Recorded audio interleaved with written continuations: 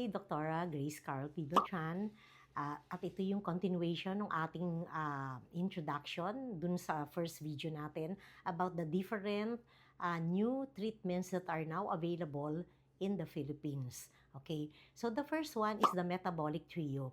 When you say metabolic trio, this is a combination of your L-carnitine and acetylcysteine and your vitamin B complex.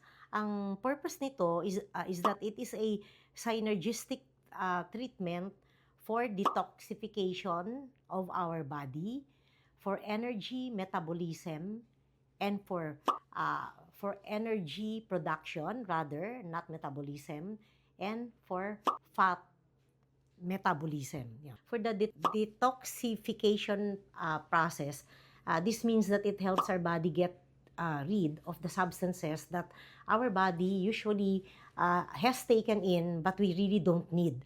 And its accumulation can bring toxicity towards all our systemic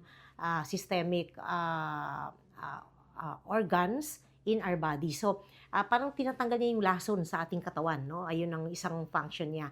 Yung mga unwanted chemicals na dapat i-delete sa ating body, yun ang ginagawa nitong metabolic trio. Tapos pangalawa, it helps us utilize the food that we take to become energy as an energy source. So, kung tayo ay laging mahina, laging weak, laging pagod ang feeling, this one can help us boost our source of energy, makes us more alive, makes us highly energetic and function much more at our peak, no, compared to what we already have at the present. Kaya ito yung nakakatulong doon na ma-energize lahat ng ating ginagawa at matapos natin yung ating ginagawa ng walang kahirap-hirap. And then finally, fat metabolism. So, if you're a little bit on the obese side, this can also help you in your weight reduction, a healthy weight reduction process.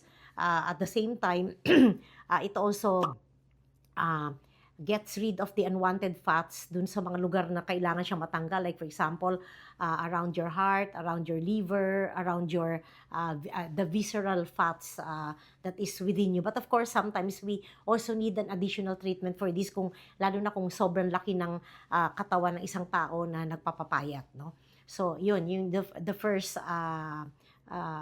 treatment that is available, the metabolic trio. Okay?